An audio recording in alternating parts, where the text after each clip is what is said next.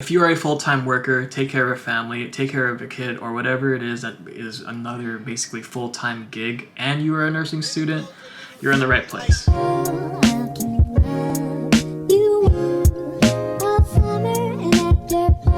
What's up everyone, my name is Daniel and welcome back to The Scrubs Life, the best place for pre-nurses, nursing students, and nurses. Working a full-time job, taking care of a family, it all is busy in and of itself. So if you are also a nursing student on top of all that, more power to you. And today I want to share a few tips I had that helped me not just balance a full-time job, not just help take care of a new puppy, which is a full-time gig basically, but also helped me during nursing school, which is stressful also already. So in this video, I want to share a few tips that helped me make Dean's List even though I had those going on in my life, and let's get into it. I want to make a disclaimer first that these are for like the general ed classes at West Coast University. This isn't the nursing core yet. However, my goal obviously is to make the Dean's List every single term. One strategy I want to talk about is active learning. Now, if you haven't seen this video right over here, I kind of glanced into what active learning looks like. If you're in high school watching this video,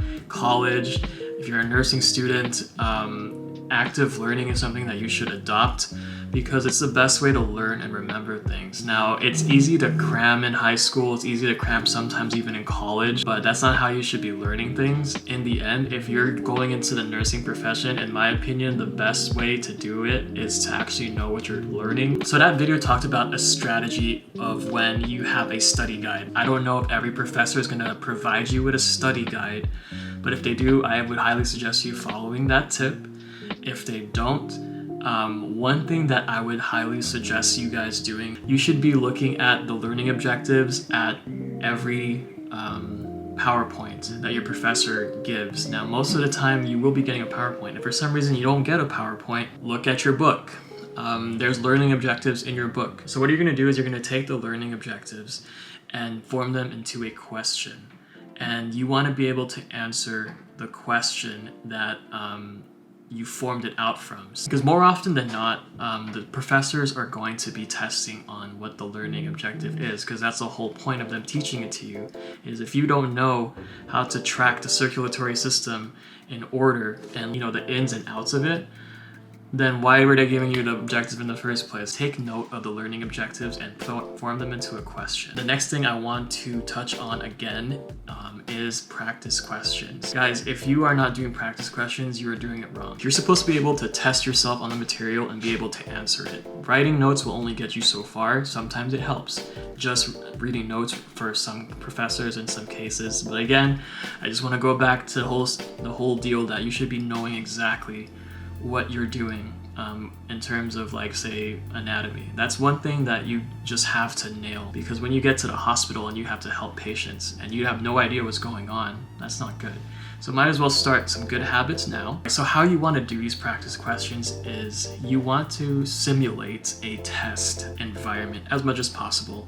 Now, I know we're in the Zoom era right now. You want to have an environment that is clear of electronics, so no phones, no iPads, no notes, no books or whatever around your desk, because if your school is like mine, you're going to have to show your environment around the room. Right, so this is what I do all the time when I'm showing my environment. Alright, so here is my environment. I have a keyboard on my desk.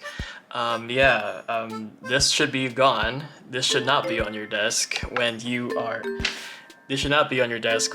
on the test, because you will be flagged for having stuff like that on the test. If your charger is okay, because if you have a laptop, that's fine. And then you would show your environment. So as best as you can, you would show around you, your ceiling if you can. If there is a reason they're gonna flag you for hearing a noise or seeing someone, you have to tell to the camera, because they're recording you, that the neighbors outside are very loud, so if you hear kids yelling, that's what's happening. I'm not cheating. Or my dog will not stop barking, and I don't know, what I mean? You just have to explain yourself to the professor, and if they're okay with it, then they'll let it go. Be mindful that you're not doing anything that is potential of getting yourself flagged. So no, don't talk out loud as much as possible. If you're an out loud thinker like me, you kind of have to just try to think inside your mind. If you simulate test time and you're someone who has big test anxiety like me, you want to be able to practice what that environment's going to be like. Now, I know it's not going to be the same come test day, but at least you know you have a generalized feeling of, oh, okay, this is a type of mindset I need to be in. At least for me, it helped calm that test anxiety that I normally have. All right, so tip number 3 is kind of building on tip number 2. If you get something wrong, be true to yourself. Keep yourself accountable. Don't be like, oh, but I was thinking that, so I'll circle this and oh, I kind of got it. No, you need to be able to dissect why you chose that answer choice. So when I would do practice questions and I get, say, like a 14 out of 20 on my first attempt, I would go to those 6 questions that I missed and say, okay, why did I choose answer C instead of answer A? See, that way you're not just memorizing answers for the sake of it, you're actually trying to learn.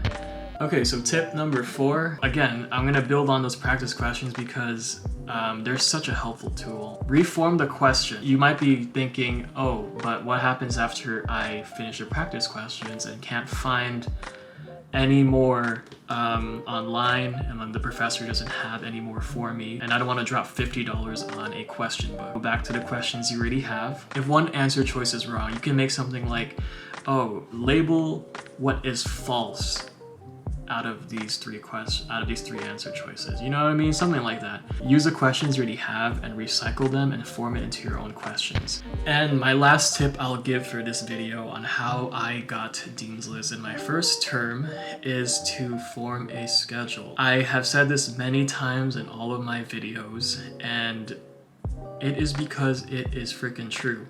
That if you form a schedule and stick to it, if you find an accountability partner, a study buddy, whatever it is, and you keep yourself accountable or have them keep you accountable, you're gonna put your work schedule and whatever obligations you may have, religious, familial, whatever it is. But you have to put study time into this schedule because, one, you're in school, so make the most out of it. And like a contract, so to say, with yourself. It's a small thing sometimes, guys, that work wonders on helping you get to a 4.0, to a Dean's List, or just a goal that you're shooting for. Consistency is not just applicable to studying, it applies to everyday life. Write this down if you have not heard this quote yet.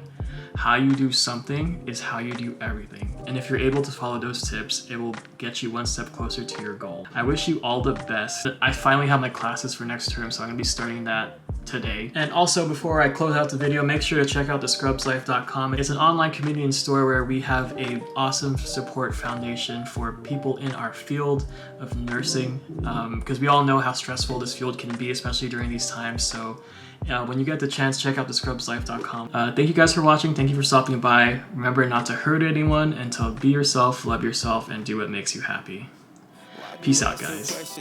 These lessons, cleaning up my messes, got confidence, no stressing.